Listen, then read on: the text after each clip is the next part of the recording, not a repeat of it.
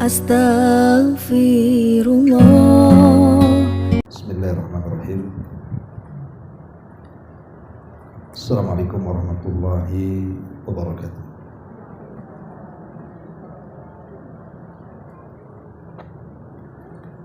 Alhamdulillah wassalatu wassalamu ala Rasulillah wa ala alihi wa sahbihi wa mawalah wa la hawla wa la quwwata illa billahi wa ba'du. Alhamdulillah, segala puja dan puji hanya milik Allah subhanahu wa ta'ala. Salawat dan juga salam kita hadiahkan kepada Rasul kita Nabi besar Muhammad sallallahu alaihi wa ala alihi wasallam. Kita lanjutkan kembali kajian kita, masih membahas kitab Bulughul Maram dan kita masuk pada kitab Al-Libas, bicara tentang pakaian. Di sini Nabi sallallahu alaihi wasallam bersabda, An Abi Amirin Al-Ash'ari radhiyallahu anhu qala Qala Rasulullah sallallahu alaihi wasallam la yakunanna min ummati aqwamun yastahilluna al-hirra wal harira. Dari Abi Amir Al-Ash'ari radhiyallahu anhu, dia mengatakan Nabi sallallahu alaihi wasallam bersabda, sungguh akan ada di antara umatku yang mereka menghalalkan al-hirra. Hirra artinya kemaluan, maksudnya perzinahan. Wal harira, dan kain sutra. Dalam riwayat wal ma'azif, dan juga alat-alat musik. Baik, sebelum saya jelaskan hadis ini,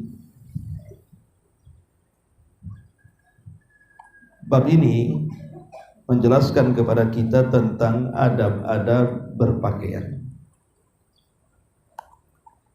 Di dalam Al-Quran surah Al-A'raf ayat 26, Allah subhanahu wa ta'ala berfirman, Ya bani Adama qad anzalna alaikum libasan yuwari sawatikum warisha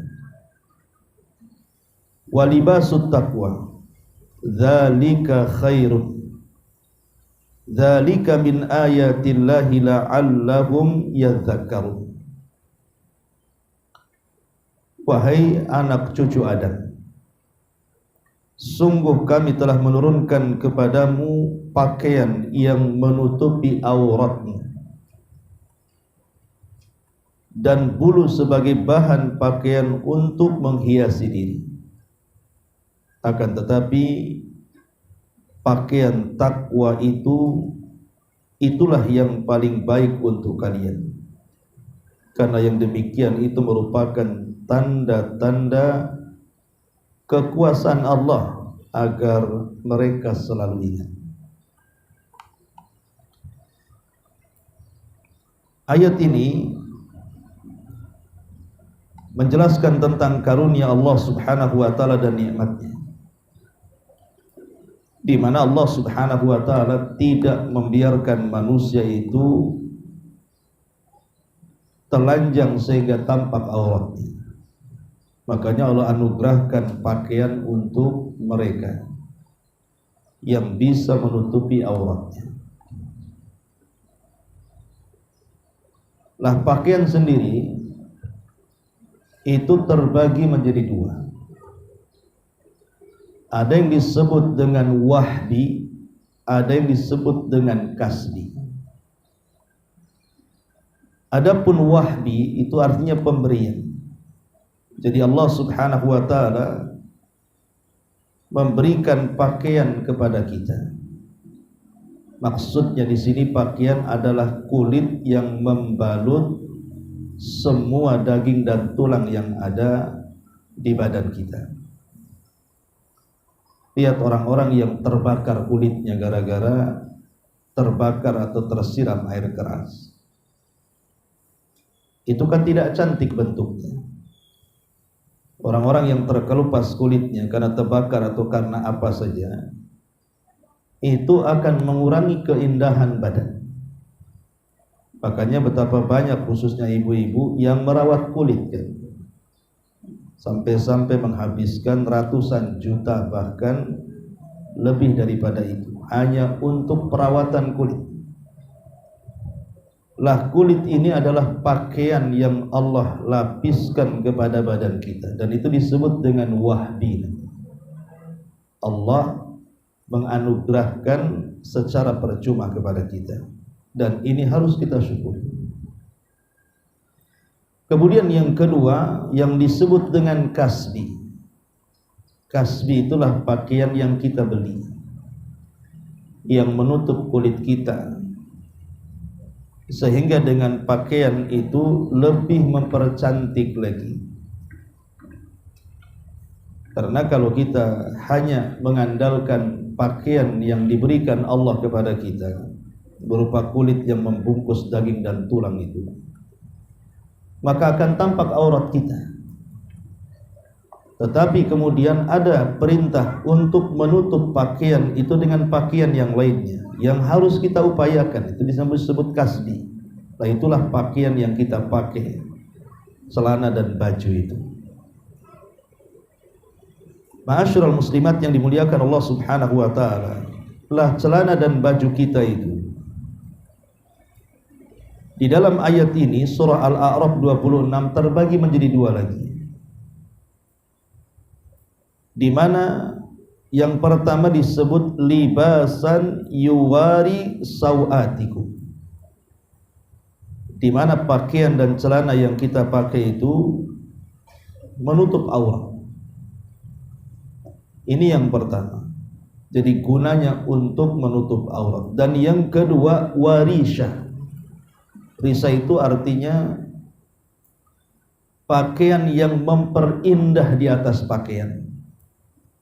Ada yang mengatakan maksudnya pakaian luar, sementara yang menutup aurat itu pakaian dalam. Kalau seandainya seseorang itu hanya menggunakan pakaian dalam saja, kalau laki-laki namanya ada kaos oblong, kolor gitu kan, kemudian berangkat ke kantor, kira-kira pandangan orang seperti apa? Ini mau ngapain orang kayak gini? Orang gila kan gitu. Tetapi ada pakaian keindahan, itulah pakaian luar yang menutup pakaian dalam, itu warisha artinya. Ataupun yang dimaksud warisha itu artinya sesuatu yang mengindahkan pakaian itu sendiri, mungkin dengan rajutannya, dengan pernak-perniknya, dengan aksesorisnya dan begitu seterusnya. Lah itulah pakaian manusia. Dan fungsi pakaian sendiri itu ada tiga juga, di mana pakaian itu yang pertama bisa menjaga kita dari panas, yang kedua bisa menjaga kita dari dingin, dan yang ketiga bisa menjaga kita dari peluru, dari senjata. Adapun pakaian yang menjaga kita dari panas ma'ruf ya, seperti katun ataupun sutra, pakaian-pakaian dingin. Karena kalau kita berada di musim panas kemudian menggunakan pakaian asal-asalan yang tebal, justru menggunakan pakaian malah enggak tenang kita dibuatnya. Ada sebagian orang yang tidak tahan, akhirnya dicabut pula pakaiannya karena panas kan. Makanya Allah berikan nikmat dengan menciptakan kain-kain yang dengan kain itu terbentuk pakaian sehingga di musim panas bisa kita pakai dan itu nikmat. Kemudian yang kedua terbalik, pakaian yang dipakai di musim dingin. Makanya diciptakanlah ada jaket-jaket, pakaian-pakaian tebal, dan itu nikmat. Sebab kalau seandainya di musim dingin pakai pakaian yang untuk musim dingin, musim panas gitu ya, apa gunanya? Tetap aja dia menggigil jadinya. Dan itu juga bagian daripada nikmat. Termasuk juga pakaian perang. Sehingga kemudian ketika seseorang berperang ada jaket-jaket atau pakaian khusus yang bisa menahan peluru, sehingga kita lebih terlindungi dari senjata-senjata atau peluru-peluru, sehingga tidak mudah kita ini mati dengan peluru itu. Dan tiga-tiganya adalah nikmat dari Allah Subhanahu wa ta'ala. Ma'asyiral muslimat yang dimuliakan Allah Subhanahu wa ta'ala, inilah yang disebut dengan libasan yuwari sawatikum warisan. Tapi Allah Subhanahu wa ta'ala mengatakan walibasut taqwa dzalika khairun. Tetapi bagaimanapun pakaian takwa itulah pakaian yang paling baik. Pakaian takwa itu pakaian yang paling baik. Dahulu Nabi Allah Adam alaihi salatu wassalam saat diciptakan oleh Allah Subhanahu wa ta'ala, kemudian diletakkan di sorga dan juga istrinya Hawa. Maka Allah Subhanahu wa ta'ala memperindah keduanya dengan memberikan pakaian sorga. Dan kita tahu pakaian sorga adalah sutra dan pakaian-pakaian indah lainnya. Tetapi ketika kemudian Adam melakukan pembangkangan kepada perintah Allah karena was-was daripada syaitan, di mana Allah Subhanahu wa ta'ala mengatakan wala taqraba hadhihi syajarah, jangan kau dekat-dekat pohon ini. Tapi tiba-tiba kemudian Adam pun mendekati pohon itu dan memakan buah larangan. Akhirnya apa yang terjadi? Maka Allah Subhanahu wa ta'ala lepaskan semua pakaiannya. Sebagai hukumannya Allah melepas seluruh pakaian Adam dan Hawa, sehingga mereka menjadi telanjang bulat dan tampak auratnya. Maka malulah satu dengan yang lainnya, kemudian saling menghindar. Makanya Allah Subhanahu wa ta'ala mengatakan dalam surah Al-A'raf 22 itu, fadallahuma bighururin falamma dhaqa asy-syajarata badat lahuma syau'atuhuma wa tafiqa yakhsifani 'alaihima min waraqil jannah wa nadahuma rabbuhuma alam anhakuma an tilkuma asy-syajarati wa aqul lakuma inna syaitana lakuma aduwwum mubin. Maka syaitan membujuk keduanya untuk memakan buah itu, tentu dengan tipu dayanya. Tatkala keduanya telah merasakan buah itu, buah yang dilarang itu, maka nampaklah bagi keduanya aurat-aurat keduanya. Artinya Allah lucuti pakaian sorganya sebagai akibat dari kesalahan Adam dan Hawa. Dan mulailah keduanya menutupi auratnya dengan dedaunan-dedaunan sorga, karena sudah tidak berpakaian lagi, sementara mereka malu karena makhluk yang ada di sorga memandangi dirinya.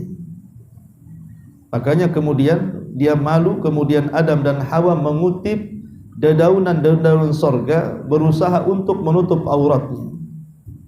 Kemudian Allah menyeru mereka, bukankah aku telah melarang kalian berdua dari pohon itu? Dan aku katakan kepada kalian, sungguh setan adalah musuh bagi kalian berdua. Dari sini ada faedah bahwa sebelum Adam alaihi salatu wassalam bermaksiat kepada Allah, Allah tutup auratnya sehingga tidak tampak auratnya.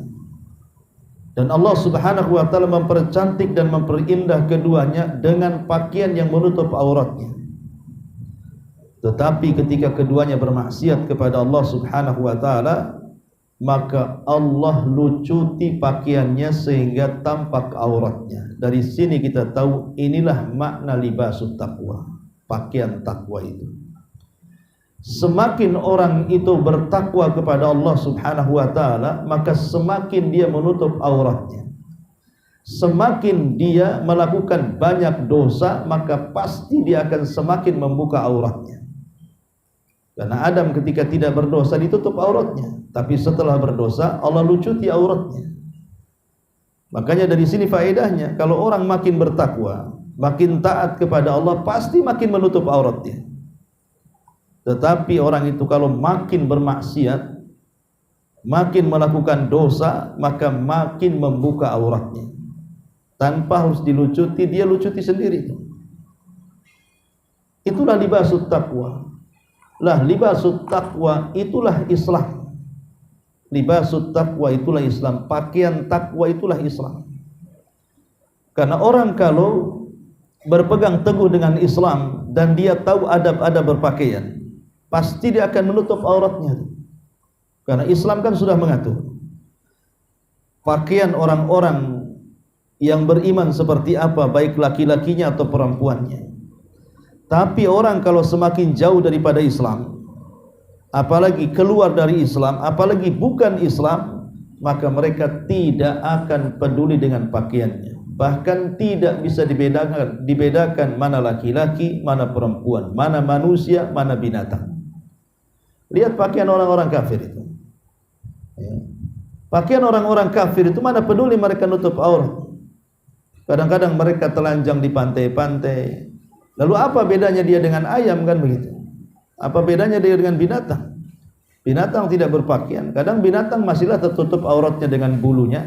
Dan manusia tak ada bulu seperti bulu ayam, sehingga nampak auratnya. Lah itulah orang kalau jauh dari Islam atau keluar daripada Islam atau bukan Islam, maka mereka tidak peduli dengan adab-adab berpakaian. Tapi kalau seandainya mereka peduli dengan Islam, pasti mereka akan berusaha untuk melaksanakan adab-adab Islam. Itulah yang disebut libasu taqwa, pakaian ketakwaan. Ma'asyiral muslimat yang dimuliakan Allah Azza wa Jalla, ada yang mengatakan bahwa libasu taqwa, pakaian takwa itu yang lebih baik dibandingkan pakaian yang ada di badan. Karena pakaian takwa itu yang menentukan pakaian di badan. Makanya Allah mengatakan, dan pakaian takwa itu lebih baik dibandingkan pakaian yang kita pakai. Karena takwa itu yang menentukan pakaian kita. Kalau kita makin takwa, maka kita makin menutup auratnya. Tapi kalau kita tidak bertakwa, pasti dia akan sebarang membuka auratnya. Ada yang mengatakan libasut taqwa yang menentukan pakaian badan itu adalah al-haya'u, perasaan malu. Perasaan malu itulah yang disebut libasut taqwa. Karena orang yang memiliki rasa malu, malu untuk melanggar perintah Allah Subhanahu wa taala, malu untuk bermaksiat kepada Allah Azza wa Jalla, dorongan malu itulah yang menjadikan dia menutup auratnya. Kalau orang tidak punya rasa malu, maka dia akan melakukan sekehendaknya. Kata Nabi SAW, fa illam tastahi fasna ma syi'ta. Kalau engkau tidak punya rasa malu, lakukan sekehendaknya. Maka hakikatnya orang-orang yang berpakaian dan mereka tidak menutup aurat, mereka itu tidak punya rasa malu. Tidak malu dengan auratnya. Tidak malu kalau itu sedang melanggar larangan-larangan Allah Subhanahu wa taala. Tapi kalau ada dorongan takwa, artinya al-haya, perasaan malu, maka malu itulah yang mendorong dia menutup auratnya. Ada yang berpendapat bahwa libasut taqwa, takwa di sini artinya al-iman. Jadi iman itulah yang mendorong dia untuk menutup auratnya. Karena orang-orang kafir, tadi saya sudah jelaskan, enggak peduli dengan pakaian orang kafir itu.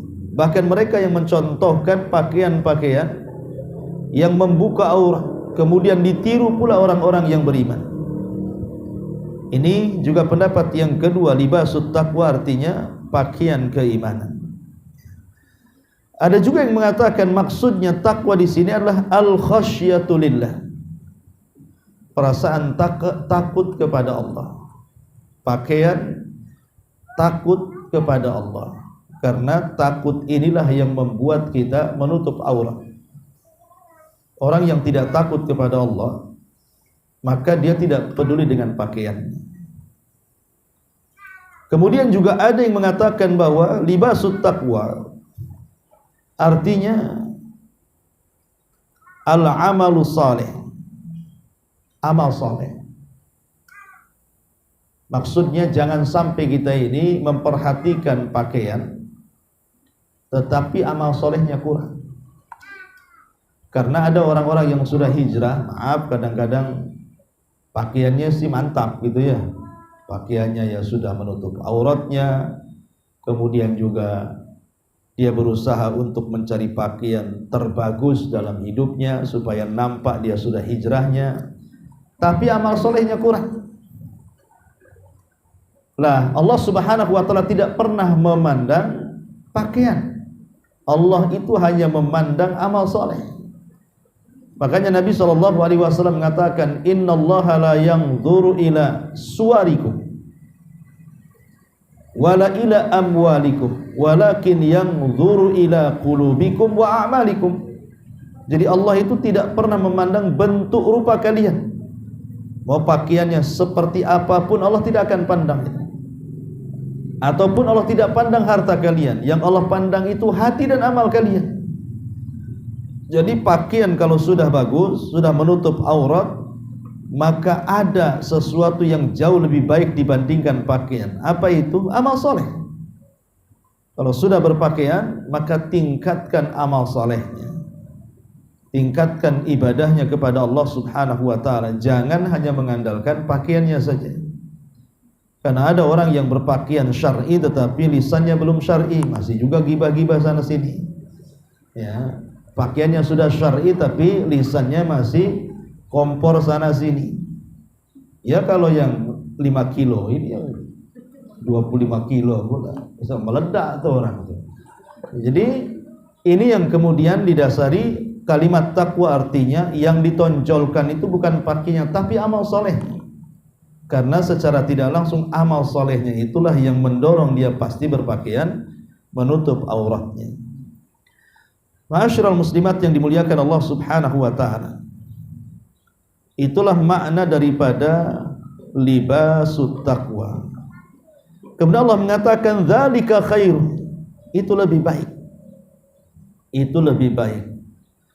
Maksud dzalika khairun, lebih baik itu annahu raji'un ila libasit taqwa. Jadi pakaian badan itu tidak lebih baik dibandingkan pakaian takwa tadi. Ya rasa malu, rasa iman, rasa takut, kemudian amal soleh, itu jauh lebih baik daripada pakaian badan. Atau yang kedua, annahu rajiun ila jami' ma taqaddam, ataupun kembali kepada semuanya. Ya. Di mana Allah Subhanahu wa ta'ala ketika mengatakan bahwa pakaian itu fungsinya dua. Pertama untuk menutup aurat, yang kedua untuk perhiasan. Walaupun banyak perhiasan pernak-pernik begitu dalam badan kita dengan aksesorisnya, itu tidak lebih baik dibandingkan pakaian dari pakaian takwa. Taib, ma'asyiral muslimat yang dimuliakan Allah Subhanahu wa taala. Di sini pengarang, setelah kita berikan muqaddimah di sini, nah di sini pengarang membuat bab tentang babul libas.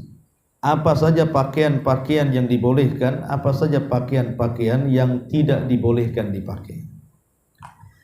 Dari Abi Amir Al-Asy'ari radhiyallahu anhu qala, dari Abi Amir Al-Asy'ari radhiyallahu anhu qala, qala Rasulullah sallallahu alaihi wasallam, la yakunanna min ummati aqwamun yastahilluna al-hirra wal harira, rawahu Abu Dawud wa asluhu fil Bukhari.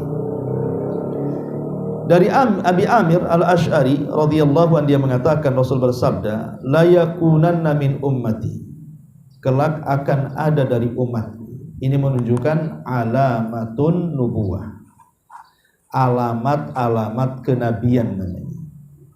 Nabi memprediksi nanti sepeninggal dia di akhir zaman akan ada umatnya yang begini dan begitu. Kalau ini diucapkan oleh seorang kahin, seorang dukun, maka kita tidak percaya. Karena dukun-dukun itu pasti meramal dengan kedustaan. Tidak ada dukun yang meramal dengan kebenaran. Kalaupun benar itu ya kebetulan. Tapi karena yang bicara Nabi SAW, sementara Nabi itu wa mayantiku anil hawa in huwa illa wahyun yuha, dia tidak mungkin bicara dengan hawa nafsunya. Yang dibicarakan itu wahyu yang diwahyukan kepadanya, pasti ucapannya benar. Makanya Rasul itu dikatakan oleh Abdullah ibn Mas'ud radhiyallahu anhu as-sadiq al-masduq. As-sadiq itu artinya orangnya jujur, al-masduq ucapannya dibenarkan. Dia sendiri orangnya benar dan ucapannya dibenarkan. Karena itu semua adalah wahyu dari Allah Azza wa Jalla. Ketika Rasul mengatakan la yakunanna min ummati, akan terjadi kepada umatku, maka kita katakan sami'na wa ata'na. Ya, kami dengar dan kami taat. Apa ya Rasul yang akan terjadi? Aqwamun yastahilluna al-hirra. Ada beberapa kaum dari umatku, artinya bukan umat di luar Islam, bukan orang kafir, bukan non muslim, tidak, tetapi masih umat Nabi sendiri. Karena umat itu kan ada dua macam. Ada umat istijabah, ada umat dakwah. Ada umat istijabah, umat yang sudah menerima dakwah Nabi, itulah umat Islam. Ada umat dakwah yang belum menerima dakwah, itulah orang kafir. Tapi yang dimaksud di sini bukan umat dakwah, tapi umat istijabah, umat yang sudah menerima Islam, yang harusnya mereka taat dengan peraturan, tapi nanti ada orang-orang yang tidak taat peraturan. Siapa mereka? Aqwamun, sebuah kaum. Bahkan aqwamun itu bukan satu kaum, tapi banyak kaum. Artinya banyak terjerumus manusia di sini. Yastahilluna, yang mereka menghalalkan al-hirra, kemaluan, maksudnya menghalalkan perzinahan, wal harira, dan juga pakaian-pakaian dari sutra, dalam riwayat wal ma'azib, dan alat-alat musik. Dan tiga-tiganya sudah berlaku. Apa yang disabdakan Rasul 14 abad yang silam, hari ini menjadi sebuah kenyataan. Tiga-tiganya sudah terjadi. Pertama, al-hirra, menghalalkan zina. Kalau di zaman Nabi SAW orang berzinah itu sembunyi-sembunyi dan tidak banyak. Bukan tidak ada orang berzina, ada, tetapi sembunyi-sembunyi. Seperti kisah wanita Ghamidiyah dengan budak laki-laki namanya Ma'iz, yang ma'ruf datang kepada Rasul dan mengatakan, ya Rasulullah, inni zanaitu fatahirni. Rasul, aku sudah berzinah, tolong bersihkan. Artinya tolong hukum. Akhirnya dua-duanya dirajam kan, karena dua-duanya sudah menikah masalahnya, baik Ma'iz ataupun wanita dari Ghamidiyah. Itu di zaman Rasul ya, maksudnya tidak terang-terangan. Tapi di zaman sekarang terang-terangan. Mau online ada, mau offline ada gitu ya. COD pun ada. Bukan makanan saja ya. Bahkan perzinahan itu di COD-kan kan itu ya. Datang ke rumah, naudzubillah, dengan macam-macam kedok istilahnya. Dan itu terang-terangan. Tempat-tempatnya ada, lokalisasinya ada gitu. Bahkan yang lebih celakanya diresmikan pula pemerintah. Alasannya karena banyak pemasukan pajaknya dan apalah istilahnya. Dan naudzubillah, ya, justru harusnya ditiadakan, malah disuburkan dan terang-terangan, tidak dibubarkan. Ya, ini disebut yastahillunal hirra, dan para pelakunya tidak merasa berdosa, baik pezinahnya atau yang datang untuk berzinahnya. Mereka tidak merasa berdosa, merasa itu semua halal. Nah, ini sudah terjadi. Yastahillunal hirra. Kemudian wal harira. Wal harira artinya kain sutra. Maksudnya di sini larangan tentu bukan kepada kaum wanita, karena kaum wanita dibolehkan menggunakan kain sutra. Ya, tapi yang dimaksud di sini adalah bagi laki-laki. Bagi laki-laki tidak boleh ya seseorang itu menggunakan kain sutra, karena bagi mereka sutra itu adalah pakaian sorga. Pakaian sorga, bukan pakaian dunia. Nanti ada ketentuannya kapan bolehnya laki-laki menggunakan kain sutra itu kalau dalam kondisi darurat saja. Namanya dia punya penyakit kulit, gatal dan yang semacamnya, sehingga tidak cocok dengan pakaian atau kain yang lain kecuali sutra, maka ini namanya darurat.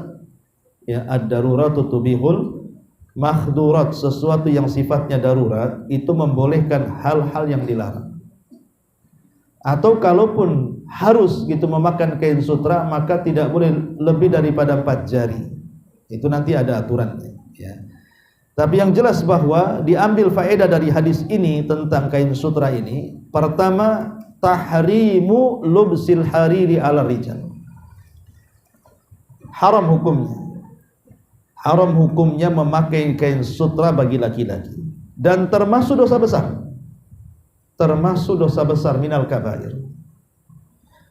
Kemudian yang kedua, hadis ini juga ada alamah min alamitun nubuwah, ada alamat dari alamat-alamat kenabian. Nabi SAW bukan hendak meramalkan sesuatu kemudian tidak terjadi, tetapi Rasul itu bukan meramal. Memang Rasulullah SAW memberitahu tentang sesuatu akan berlaku setelah, dan hampir semua yang dikatakan Rasul sudah menjadi sebuah kenyataan.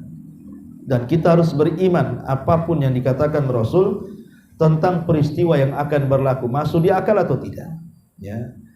Kemudian yang ketiga di sini annal istihlal al-ma'asi, bahwa menghalalkan sebuah kemaksiatan, apakah itu zina, apakah itu khamr, apakah itu sutra dan yang semacamnya, adalah min akbaril kabair, sebesar-besarnya dosa besar, bahkan bisa mengantarkan kepada kekufuran. Bisa kufur. Orang menghalalkan itu bisa keluar dari Islam, menghalalkan perkara yang diharamkan itu bisa keluar dari Islam. Dan itu dimasukkan oleh para ulama bagian daripada nawaqidul Islam, pembatal-pembatal Islam.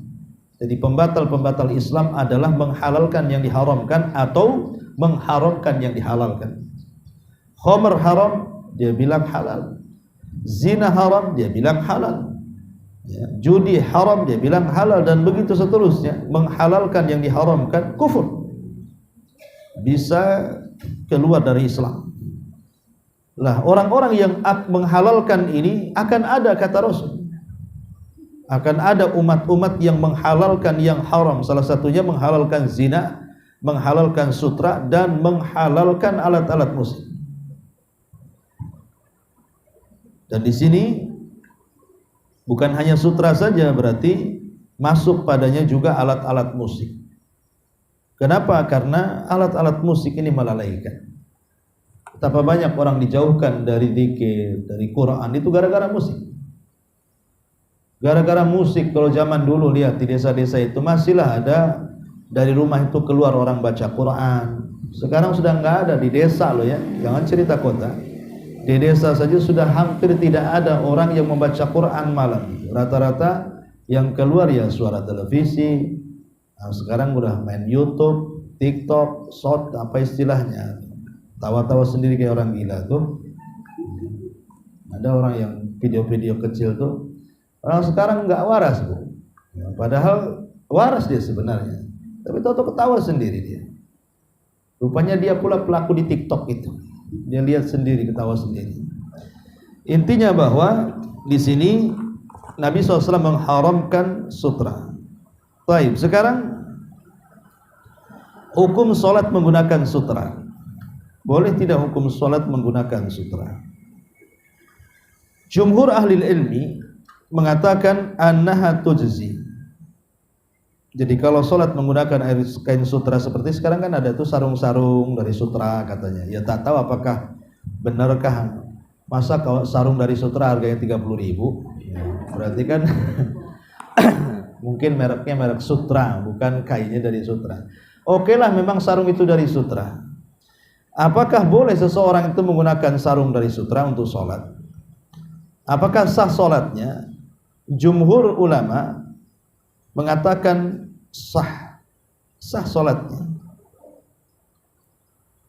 Ini dikatakan jumhur. Jumhur itu maksudnya Syafi'i, pendapat Syafi'i, pendapat Maliki, pendapat Hanafi dan pendapat Ahmad. Nah, itu namanya jumhur, ya. Tetapi pendapat ahlu zahir, pendapat ulama-ulama zahiri seperti Ibn Hazm, Daud al-Zahiri dan yang lainnya, anna salata fihi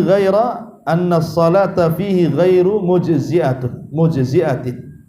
Anna salata ghairu mujzi'atin, bahwa salatnya tidak sah. Wa talzam al-i'adah, maka wajib diulangi. Dan ini yang dipilih oleh ulama zahir, dan ada sebagian dari ulama Hanabilah mengatakan tidak sah, ya. Tetapi pendapat yang kuat wallahu alam bahwa menggunakan kain sutra dalam sholat itu sah hukumnya. Tetapi ini kita tidak bicara dosa, ya. Bagi laki-laki jelas dosa menggunakan kain sutra.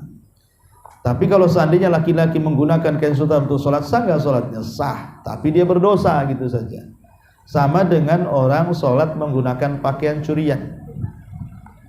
Umpamanya ibu nyuri sajadah kemudian sholat di atas sajadah curian, sah-sah sholatnya, tapi nyuri sajadahnya berdosa, ya. Jadi kenapa demikian? Karena alasannya li'anna tahrim al-harir laisa aidan ila salati bi nafsiha bal huwa muharramun fi salati wa fi ghairi salati. Karena pengharaman memakai sutra itu tidak berkaitan dengan sholat saja, baik ketika sholat, baik di luar sholat tetap haram, makanya tidak membatalkan, ya. Lain kalau seandainya seseorang yang sholat menghadap kuburan, walaupun ini juga ada khilaf, ada yang mengatakan sah, ada yang mengatakan tidak. Ada yang, bagi yang tidak mengatakan, bagi yang mengatakan tidak sah sholatnya karena larangan menghadap kuburan itu kembali kepada zat sholat. Sebab kalau di luar sholat menghadap kuburan boleh-boleh saja, ya. Di luar sholat ibu menghadap kuburan boleh, tapi ketika sholat tak boleh. Artinya kan khusus ketika sholat saja. Kalau pakai kain sutra itu ketika sholat, di luar sholat tetap dua-duanya tidak boleh. Artinya tidak semata-mata kembali kepada zat sholat. Karena walaupun tidak sholat orang pakai kain sutra itu tetap tidak boleh gitu, ya. Tapi kalau menghadap kuburan kan beda. Di luar sholat kan boleh kita menghadap kuburan, tapi ketika sholat jangan. Berarti kan khusus fokusnya dalam sholat, makanya membatalkan. Ada sebagian ulama mengatakan seperti itu, ya. Jadi intinya bahwa memakai kain sutra dalam sholat itu sah tapi dosa, gitu intinya. Ya, masuk juga di dalamnya seperti kain-kain hasil gosok, umpamanya ngambil punya orang dipakai untuk sholat kemudian dibalikin. Walaupun dibalikin itu namanya gosok. Bedanya gosok dengan nyuri. Kalau nyuri nggak dibalikin, kalau gosok itu dibalikin, ya. Jadi hati-hati, ya. Seperti ibu ini lagi ngaji, kemudian pengen ke kamar mandi karena banyak sandal, ASI diambil, terserahlah sandal siapa aja, itu gosok namanya. Kan ibu punya sandal sendiri, apa yang sandal orang pula diambil? Sayang Ustaz, sandal saya bagus, ini sandal sebelah tak bagus, katanya. Itu sudah ngedentahkan orang, gosok lagi kan. Jadi itulah bedanya gosok dengan mencuri. Kalau mencuri nggak dibalikan, kalau gosok itu dibalikan. Termasuk juga sholat menggunakan pakaian hasil ngerampok pakaiannya, beli pakaian, atau hasil korupsi beli pakaian, itu kan tidak boleh juga. Tapi kalau untuk sholat pakai sah, ya itu kurang lebih hukumnya sama dengan itu maksudnya. Orang yang memakai pakaian sutra tadi. Baik, kemudian hadis yang kedua, hadis dari Hudzaifah. An Hudzaifah radhiyallahu anhu qala, naha an-nabiy sallallahu alaihi wasallam an nashraba fi aniyati adh-dhahabi wal fiddati wa an na'kula fiha wa an lubsil hariri wad dibaj wa an najlisa alaihi, rawahul Bukhari. Dari Hudzaifah radhiyallahu anhu, Rasul mengatakan, Rasul sallallahu alaihi wasallam melarang untuk minum ataupun makan dalam tempat atau bejana yang terbuat dari emas dan perak. Ataupun Rasul melarang memakai pakaian dari sutra tipis ataupun sutra tebal. Jadi kalau harir itu yang tipis, kalau dibaj itu yang tebal. Tapi dua-duanya sutra. Ya, kain itu kan ada yang tipis, ada yang tebal. Kayak katun ada yang tipis, ada yang tebal. Sutra juga sama, ada yang tipis, ada yang tebal. Kalau yang tipis bahasa Arabnya disebut harir, yang tebal namanya dibaj. Ya.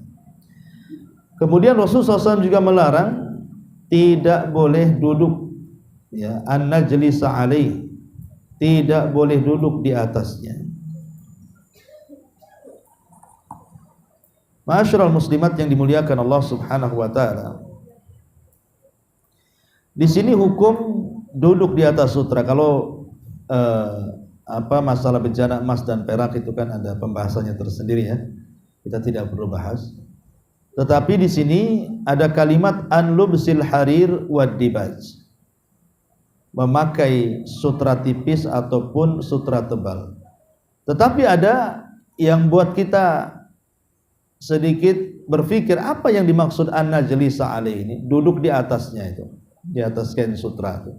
Namanya sarung sutra. Memang bapak tak pakai, kalau ibu kan nggak apa-apa pakai kain sutra. Tapi ibu jadi dialaskan saja, sarungnya ditaruh, kemudian duduk di situ gitu, ya, di atas kain sutra. Di sini seolah-olah kan ada larangan, tidak boleh, jangankan memakai, duduk aja tak boleh, seolah-olah seperti itu. Maka hukum duduk di atas kain sutra, jumhurul ulama mengatakan haram, walaupun tidak dipakai, walaupun duduk aja di atasnya itu haram hukumnya. Ini jumhurul ulama berdasarkan hadis Hudzaifah di sini. Ya, ada larangan wa anna jalisa alaihi, dan kami duduk di atas kain sutra. Apalagi disebutkan dalam hadis Anas radhiyallahu an, dia mengatakan kumna ila hasirin lana qad iswadda min tuli ma lubis, bahwa Anas bin Malik radhiyallahu an pernah mengatakan kami berdiri ke sebuah hasir tikar gitu, yang sudah menghitam karena lamanya dipakai. Hadis ini menunjukkan bahwa pada dasarnya boleh-boleh saja kita ini duduk di atas alas apa saja, karena Rasul juga pernah duduk di alas apa saja. Jadi menjadikan kain alas itu tidak masalah. Tetapi yang jadi masalah jangan sampai kain alasnya itu berbentuk sutra gitu saja. Kalau kain katun, kain apa itu terserah gitu. Tapi jangan pula dari sutra. Kemudian hadza tahrim fi haqqir rijal, haram, hukum haram di sini untuk laki-laki. Wa amman nisa fayubahu lakunnal julus, tapi kalau perempuan ya boleh duduk, dipakai aja boleh kalau perempuan, apalagi duduk kan itu. Nah, laki-laki ini tidak boleh, ya. Jadi baik dipakai atau tempat alas duduk bagi laki-laki tetap tidak boleh. Tetapi dalam mazhab Syafi'i lain pula. Nah, dalam mazhab Syafi'i itu mereka mengatakan bahwa hadis ini umum. Kalau dipakai bagi perempuan boleh, tapi kalau untuk alas tak boleh. Ya. Jadi mazhab Syafi'i mengatakan ta'mimu tahrimihi fi haqqin nisa'i aidha. Jadi mengumumkan pengharaman duduk di atas kain sutra itu masuk juga perempuan. Tetapi ada juga yang membolehkan dua-duanya, laki-laki dan perempuan boleh. Ya. Seperti yang dikatakan oleh Abu Hanifah, boleh laki-laki dan perempuan duduk karena yang dilarang itu memakainya katanya. Nah, ini juga ada yang mengatakan seperti itu. Jadi ada tiga pendapat, ada yang mengharamkan mutlak laki-laki perempuan, ada yang membolehkan mutlak laki-laki perempuan, ada yang mengatakan laki-laki tak boleh, perempuan boleh. Nah, itu dari tiga pendapat yang disebutkan para ulama. Ya. Kemudian juga hadis berikutnya yang berkaitan juga masih dengan sutra. An Umar radhiyallahu anhu qala naha Rasulullah sallallahu alaihi wasallam an lubsil hariri illa mawdi'a isba'aini aw thalathin aw arba'in, muttafaqun alaihi wal lafzu li Muslim.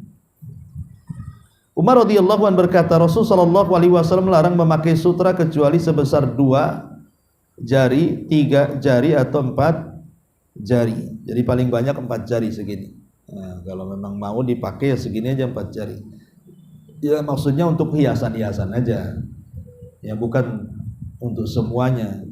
Karena kalau 4 jari kan mustahil kan itu untuk dibuat pakaian, dibuat celana, dibuat sarung. Ya mungkin maksudnya 4 jari di sini hanya untuk aksesoris pakaian saja.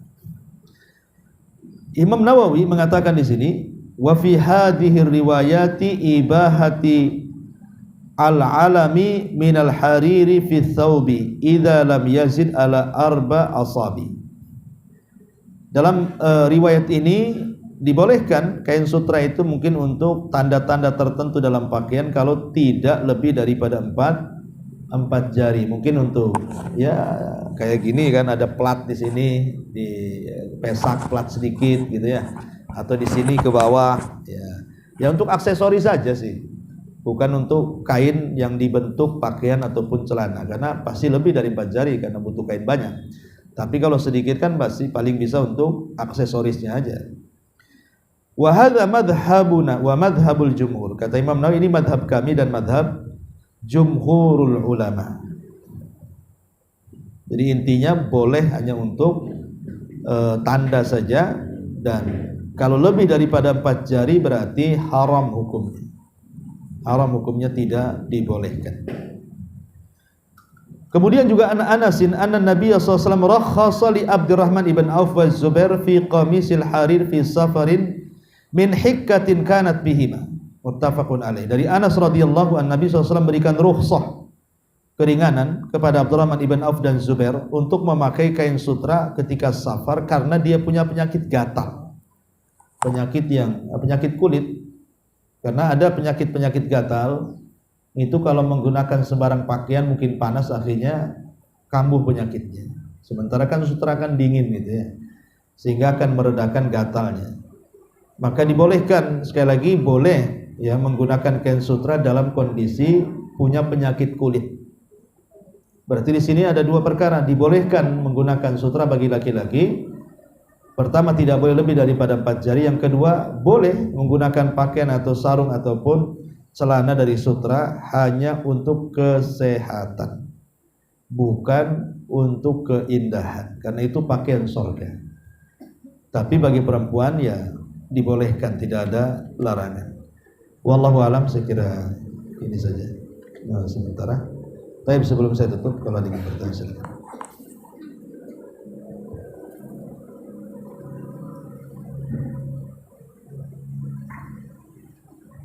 Assalamualaikum warahmatullahi wabarakatuh. Waalaikumsalam warahmatullahi wabarakatuh. Ustaz, Afwan mohon dijelaskan kembali Ustaz tentang hukum duduk di atas kain sutra, di mana tadi jumhur ulama itu mengatakan haram. Ustaz mengutip dari hadis Anas bin Malik yang dia duduk dan sholat di atas tikar yang sudah menghitam. Itu apa kolerasinya dengan duduk di atas kain sutra itu? Bukan maksudnya pada dasarnya duduk di atas kain apapun itu boleh dalam sholat. Seperti kita di atas sajadah itu tidak dilarang. Karena Anas bin Malik juga pernah sholat di atas kain yang sudah lama, sudah lapuk bahasanya. Arti kan boleh kita ini sholat di atas sajadah gitu. Itu dalil bolehnya menggunakan sajadah gitu saja. Tapi jangan dari kain sutra. Itu maksudnya ya, jangan dari kain sutra. Karena kain sutra itu dilarang. Nah, itu korelasinya di situ. Jadi boleh duduk di mana saja di atas kain itu, baik ketika sholat atau tidak sholat.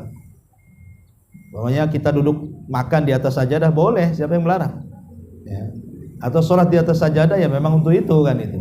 Tapi janganlah pula sajadah itu dari kain sutra.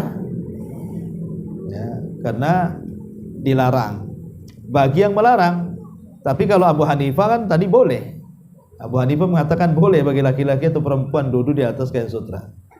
Nah, tapi dalam mazhab Syafi'i mengatakan justru tidak boleh laki-laki dan perempuan. Tapi jumhur mengatakan yang dilarang itu laki-laki saja, perempuan tidak boleh.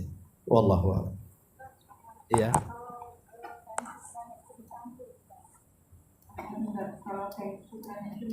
Iya. Boleh asal tidak lebih dari 4 jari. Kalau lebih dari 4 jari ya tidak boleh.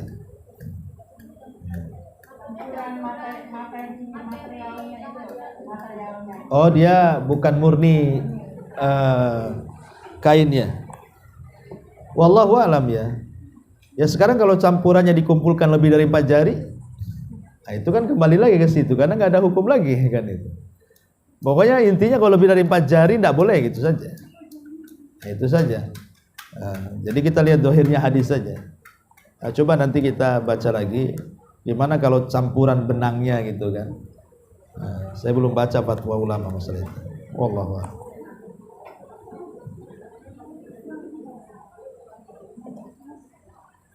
Ustaz, kalau yang untuk perempuan itu mutlak semuanya dari atas sampai bawah seluruhnya boleh diperbolehkan wanita. Pendapat yang kuat boleh. Pendapat yang kuat boleh karena larangan ini untuk laki-laki. Wallahu a'lam.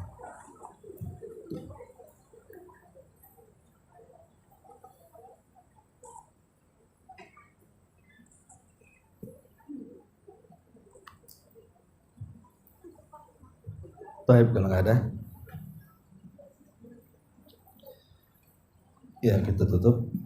Subhanallah bihamdika, asyhadu an la